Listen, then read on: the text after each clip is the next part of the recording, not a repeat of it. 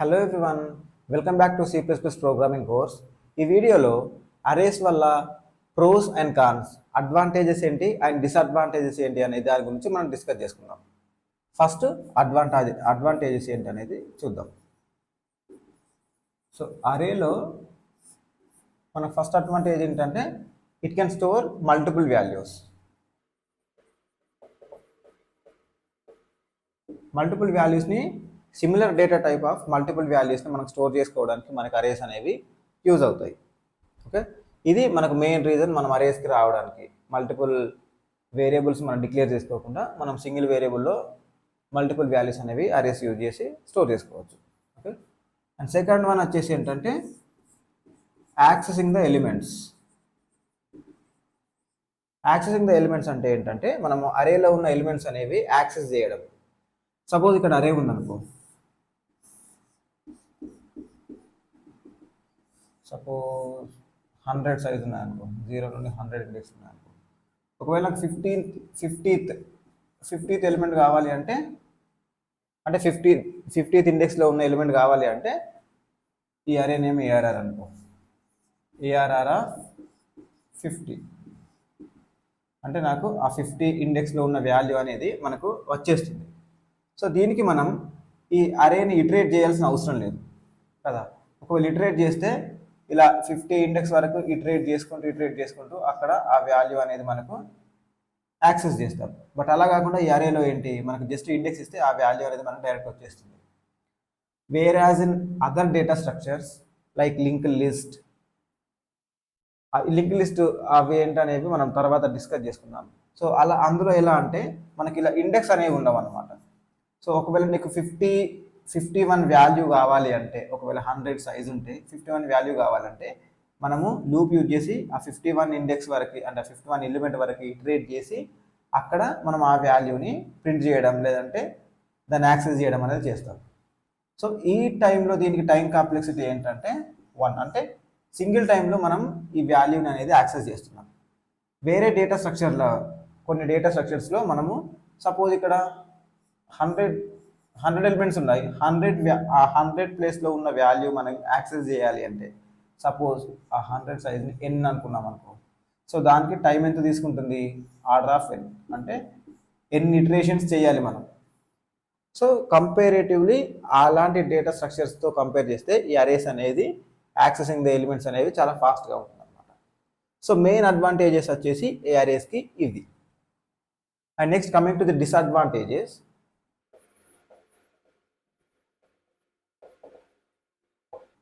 Disadvantages ఏంటంటే first one వచ్చేసి fixed size. Fixed size అంటే మనం అరే డిక్లేర్ చేయాలంటే దాని సైజ్ అనేది మనకు ముందుగానే తెలియాలి. అలాంటప్పుడే మనం అరే సైజ్ అనేది మనం మెన్షన్ చేస్తాం. అరే సైజ్ మెన్షన్ చేయకపోతే మనకు ఎర్రర్ అనేది ఇస్తుంది. సో ఇది ఫిక్స్డ్ సైజ్, మనము అరే యూజ్ చేయాలంటే దానికి ముందే మనకు సైజ్ తెలియాలి. అండ్ ఇన్ కేస్ ఈ సిచ్యువేషన్స్లో ఏంటంటే సపోజ్ నేను నా అరే సైజ్ అనేది సమ్ 1000 ఇచ్చా. 1000 ఇచ్చిన తర్వాత నేను అందులో జస్ట్ 100 ఎలిమెంట్స్ అందులో స్టోర్ చేశాను. ఇంకా మిగతా 900 ఎలిమెంట్స్ ఉన్నాయి కదా, అంటే 900 పొజిషన్స్ ఉన్నాయి మనకు. అంటే ఒకవేళ ఇది ఇంటీజర్ అనుకో, ఇంటీజర్ ఒక ఇంటీజర్ అనేది 4 బైట్స్ తీసుకుంటుంది, అంటే 900 × 4 బైట్స్. ఇంత స్పేస్ ఉంది నాకు మెమొరీలో, బట్ నేను అది యూజ్ చేసుకోవట్లేదు. నేను 100 ఎలిమెంట్స్ స్టోర్ చేశాక నేను ఆ మిగతా ఆ లొకేషన్స్ అన్నీ ఖాళీగానే ఉన్నాయి. నేను యూజ్ చేస్తా కావచ్చు అనుకుని నేను డిక్లేర్ చేశా 1000తో, బట్ నేను అది తర్వాత నా ప్రాబ్లం స్టేట్మెంట్ బేస్ చేసుకుని నేను దాన్ని ఆ మిగతా వాటిలో నేను డేటా అనేది స్టోర్ చేయట్లేదు. సో ఇక్కడ ఇంత డేటా అనేది వేస్ట్ అయిపోతుంది, ఇంత మెమొరీ అనేది వేస్ట్ అయిపోతుంది. ఇలానే మనం ఇక్కడ 1000 కాకుండా ఇంకా ల్యాక్స్లో అలా ఇచ్చామనుకో అరే సైజు, అండ్ మనం అందులో కొన్ని డేటా మాత్రమే స్టోర్ చేస్తున్నాం అనుకో, మిగతా డేటా అంటే మిగతా మెమొరీ అంతా వేస్ట్ అయిపోతుంది ఇక్కడ మనకు. సో ఇక్కడ మనకు మెమొరీ వేస్టేజ్ అనేది జరుగుతుంది. మనం దీన్ని మళ్ళీ తగ్గించుకోలేము. ఒకసారి ఫిక్స్ చేసిన తర్వాత మనం దాని సైజ్ అనేది మనం చేంజ్ చేయలేము. ఇంకో కేసు ఏంటంటే సపోజ్ నేను అరే సైజ్ అనేది 5 ఇచ్చా.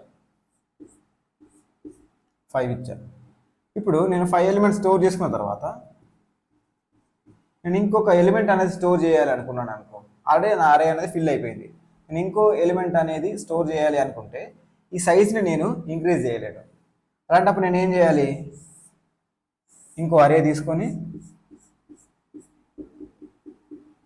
ఈ ఎలిమెంట్స్ అనేవి ఇందులో నుండి ఇది ఏ అనే అరే ఉంటే ఈ బి అనే అరే తీసుకొని దీంట్లో వాల్యూస్ అనేది దీంట్లో కాపీ చేయాలి 1 2 3 4 5. అప్పుడు నీకు నెక్స్ట్ ఎలిమెంట్ అనేది ఇన్సర్ట్ చేయాలి లేదంటే పుష్ చేయాలి అందులోకి. సో ఇలా నాకు ఎన్నిసార్లు రిక్వైర్మెంట్ ఉంటే అన్నిసార్లు మనం వేరే అరే తీసుకొని ఇలా చేయడం వల్ల ఏమవుతుందంటే, సో ఇది స్పేస్ అనేది తీసుకుంటుంది, స్పేస్ కాంప్లెక్సిటీ అనేది ఇంక్రీజ్ అవుతుంది.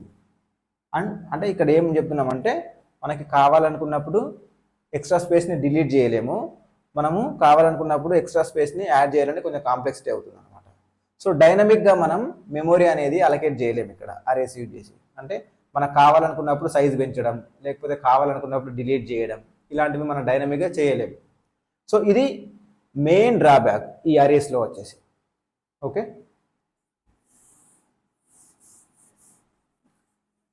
అండ్ నెక్స్ట్ థింగ్ ఏంటంటే insertion and deletion.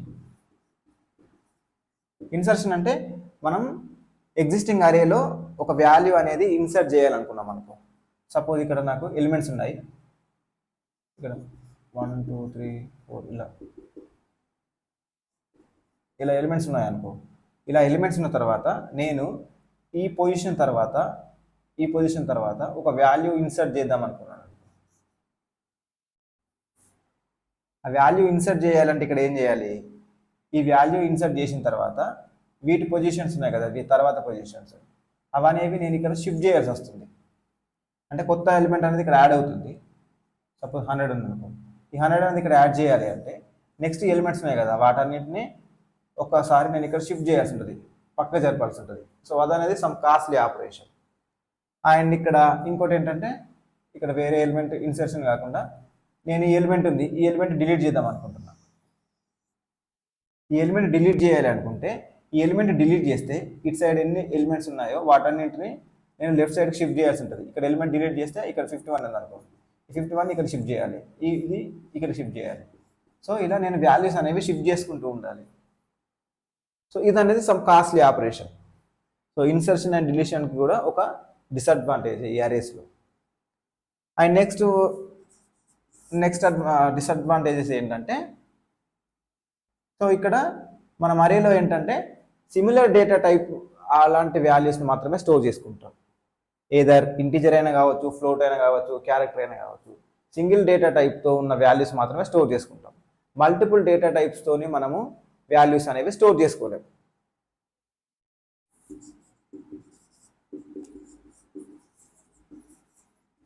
Limited data type.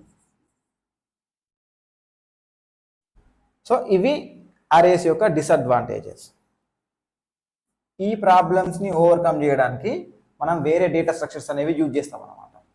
So మనం అరేస్లో ఈ ఫిక్స్డ్ సైజ్ని, ఈ ఇన్సర్షన్ డిలీషన్ని మనం ఓవర్కమ్ చేయడానికి మోస్ట్లీ మనం యూజ్ చేసే డేటా స్ట్రక్చర్స్ ఏంటంటే వెక్టార్. ఈ వెక్టార్ అనేది ఈ C++లో ఒక డేటా టైప్ అన్నమాట. ఇంకోటి ఏంటంటే లింక్ లిస్ట్. సారీ, ఇందాక నేను వెక్టార్ అనేది డేటా టైప్ అన్నా కదా, ఇది ఒక డేటా స్ట్రక్చర్. ఈ లింక్ లిస్ట్ అనేది కూడా ఒక డేటా స్ట్రక్చర్ అన్నమాట, అరే లాగానే. ఇవి కూడా ఏం చేస్తాయంటే ఇక్కడ ఏంటంటే ఫిక్స్డ్ సైజ్ ప్రాబ్లమ్ని సాల్వ్ చేయడానికి మనం ఈ డేటా స్ట్రక్చర్స్ అనేవి యూజ్ చేస్తాం. సో ఈ vectors and link list use చేయడం వల్ల ఏంటంటే మనం సైజ్ ముందే మెన్షన్ చేయాల్సిన అవసరం లేదు. ఒకవేళ చేయాలి అనుకుంటే చేయొచ్చు ఈ వెక్టార్లో, బట్ మనకు మెన్షన్ చేయకుండా, సైజ్ అనేది మెన్షన్ చేయకుండా ఆ వేరియబుల్ మనకు డిక్లేర్ చేసి మనం సైజ్ అనేది వాల్యూ ఇన్సర్ట్ చేస్తున్నప్పుడు ఆటోమేటిక్గా సైజ్ అనేది ఇంక్రీజ్ అవుతుంది, వాల్యూ డిలీట్ చేసినప్పుడు ఆటోమేటిక్గా సైజ్ అనేది డిక్రీజ్ అవుతుంది. సో ఇది డైనమిక్గా జరుగుతుంది అనమాట. సో దానికోసం మనం వెక్టార్స్ అండ్ లింక్ లిస్ట్ అనేవి యూజ్ చేస్తాం.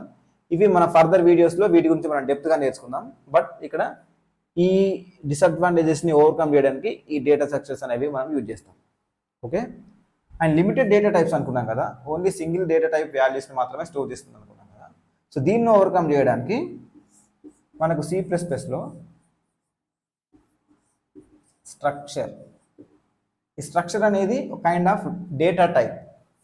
సో మనం డేటా టైప్స్లో చెప్పుకున్నాం కదా, ప్రిమిటివ్ డేటా టైప్స్, తర్వాత డిరైవ్డ్ డేటా టైప్స్, తర్వాత user defined data types. So ఈ స్ట్రక్చర్ వచ్చేసి యూజర్ డిఫైన్డ్ డేటా టైప్. అంటే ఈ యూజర్ డిఫైన్డ్ డేటా టైప్ అంటే ఏంటంటే, యూజర్ అంటే ప్రోగ్రామర్ ఎవరైతే ఉన్నారో ప్రాబ్లమ్ స్టేట్మెంట్ బేస్ చేసుకొని అతను ఎగ్జిస్టింగ్ ప్రిమిటివ్ డేటా టైప్స్ ఉంటాయి కదా, అవి యూజ్ చేసుకొని ఒక డేటా టైప్ అనేది క్రియేట్ చేస్తారు. సపోజ్ ఒక ఎంప్లాయీ ఉన్నాడు అనుకో, సో ఈ స్ట్రక్చర్ యూజ్ చేసి మనం ఏం చేయొచ్చు, మల్టిపుల్ డేటా టైప్స్ ఆ ఇన్ఫర్మేషన్ అనేది స్టోర్ చేసుకోవచ్చు. సో ఇప్పుడు అరేలో సింగిల్ డేటా యూజ్ చేస్తున్నాం కదా, ఇంటీజర్ అనేది స్టోర్ చేస్తున్నాం కదా. సో ఇలానే మనం స్ట్రక్చర్ యూజ్ చేసి ఏం చేయొచ్చు అంటే, సపోజ్ ఎంప్లాయీ ఏజ్ ఉన్నది అనుకో, ఏజ్ అనేది ఏంటి, ఇంటీజర్. శాలరీ ఉంది, శాలరీ అనేది ఫ్లోట్. అండ్ ఎంప్లాయీ నేమ్ ఉంటుంది కదా, ఆ నేమ్ అనేది స్ట్రింగ్. సో ఈ ఇన్ఫర్మేషన్ని అంతా కలిపి మనం ఒక వేరియబుల్ లాగా స్టోర్ చేసుకోవచ్చు. ఇలాంటి పర్పస్లో మనం స్ట్రక్చర్ అనేది యూజ్ చేస్తాం. ఈ స్ట్రక్చర్ అనే కాన్సెప్ట్ కూడా మనం డెప్త్గా నేర్చుకుందాం. బట్ ఇక్కడ జస్ట్ నేను ఇక్కడ మెన్షన్ చేస్తున్నా ఈ స్ట్రక్చర్ అనేది యూజ్ చేస్తామని చెప్పేసి. ఓకే, సో ఇది అరేస్ యొక్క advantages and disadvantages. So mostly మన ప్రాబ్లమ్స్ ఆన్లైన్ కాంపిటేటివ్ ప్రోగ్రామ్స్ చేసేటప్పుడు ఈ అరేస్ అని కాకుండా వెక్టర్స్ అనేవి యూజ్ చేస్తాం, C++లో యూజ్ చేసినట్టయితే. సో ఆ వెక్టర్స్ ఎలా యూజ్ చేయాలి అండ్ లింక్ లిస్ట్ కూడా, ఈ లింక్ లిస్ట్ అనేది సమ్ ఫేమస్ డేటా స్ట్రక్చర్. దీన్ని యూజ్ చేసి సమ్ అప్లికేషన్స్ అనేవి కూడా, అప్లికేషన్స్లో మనం ఇది యూజ్ చేస్తాం. అవి ఎక్కడ యూజ్ చేస్తాం, ఎలా అనేది మనం ఆ టాపిక్స్ డిస్కస్ చేసేటప్పుడు డెప్త్గా నేర్చుకుందాం. Okay, yeah, this is about arrays pros and cons. We will see you in next video. Happy coding.